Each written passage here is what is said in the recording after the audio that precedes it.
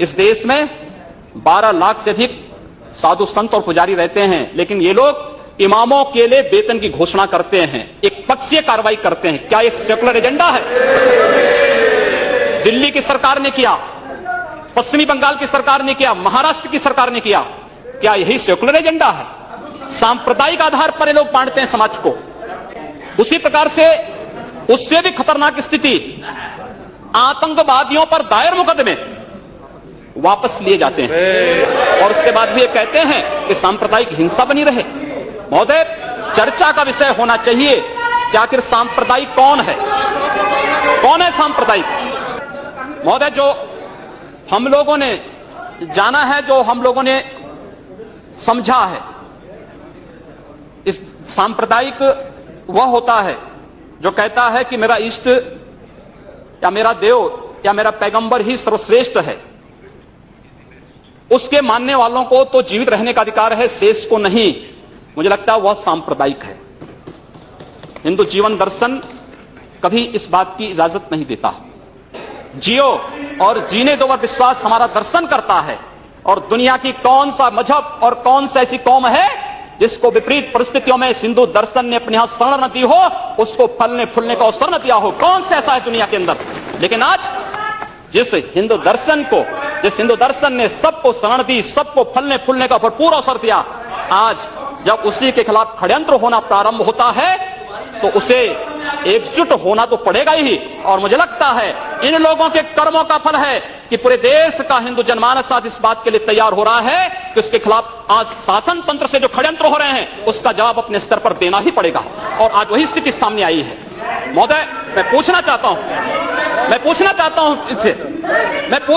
इन लोगों से, जब भारत का मुसलमान हज यात्रा करने के लिए जाता है, महोदय, जब हज यात्रा करने के लिए जाता है, उसकी पहचान कब भारतीय के नाम पर नहीं, पाकिस्तानी के नाम पर नहीं, बांग्लादेशी नाम पर नहीं, भारतीय उपमहाद्वीप का जो भी मुसलमान हज यात्रा करने के लिए जाता है उसकी पहचान हिंदू नाम पर होती है, उसकी पहचान भारतीय, पाकिस्तानी या बांग्लादेश के नाम पर नहीं। लेकिन अगर उसी हिंदू पहचान को हम इनके ऊपर यहां पर लागू करने का प्रयास करते हैं, इनको बुरा लगता है।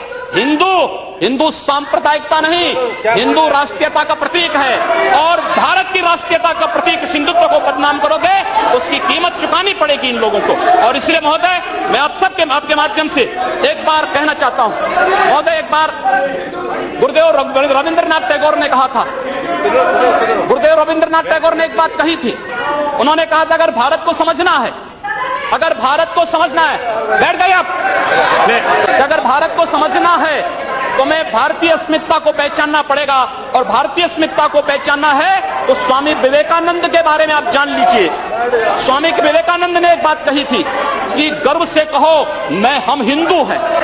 स्वामी विवेकानंद ने एक बात कही थी कि गर्व से कहो हम हिंदू हैं। स्वामी विवेकानंद तो सांप्रदायिक नहीं थे, स्वामी विवेकानंद तो किसी पार्टी के नहीं थे। स्वामी विवेकानंद ने तो भारत का प्रतिनिधित्व किया था पूरी दुनिया के अंदर। और दुनिया के अंदर जो हिंदू आज पूरे देश के अंदर, पूरी दुनिया के अंदर अपनी सहिष्णुता के लिए पहचाना जाता था, आज उस हिंदू के साथ किस प्रकार का व्यवहार किया जा रहा है, वह कश्मीर से विस्थापित होता है, उसे कश्मीर से निकाला जाता है। एक भी बार इस सदन में चर्चा नहीं होती है, इन लोगों का मुंह नहीं खुलता जब कश्मीर से 3.5 लाख की संख्या में कश्मीरी पंडित निकाले जाते हैं, तब ये लोग नहीं बोलते। पिछले 2012 में असम के अंदर 3 महीनों तक बोडो जनजाति के लोगों को मारा जाता रहा, कोई नहीं बोला। महोदय, कोई नहीं बोला। जम्मू कश्मीर के बाद जम्मू कश्मीर के हिंदुओं के मारने पर कश्मीरी पंडितों को उनके घरों से बेदखल कर दिया गया, एक भी बार ये लोग बोले नहीं, इनको पीड़ा नहीं हुई। दुनिया के अंदर ये अपने आप में बिरला उदाहरण था जहां पर अपने ही देश में अपने ही जानने वाले लोग विस्थापित होकर के खाना बदोश की जिंदगी जी रहे हैं। उस शर्मनाक घटना की निंदा एक भी बार इन लोगों ने नहीं की। मुंबई के दंगों पर ये लोग मौन रहे। जमशेदपुर और भागलपुर के दंगे कांग्रेस के समय हुए थे, एक भी बार इन लोगों ने उस पर चिंता व्यक्त नहीं की। और तो और 1984 में इस देश के अंदर जिन सिख गुरुओं का योगदान इस देश को बचाने और इस देश की धर्म और संस्कृति, इस देश के समाज को बचाने में बहुत महत्वपूर्ण थी, उन सिखों के कत्लेआम पर भी इनको शर्म महसूस नहीं होती है। और आप लोग इस देश के अंदर बात करते हैं सांप्रदायिक सौहार्द की, इनका पूरा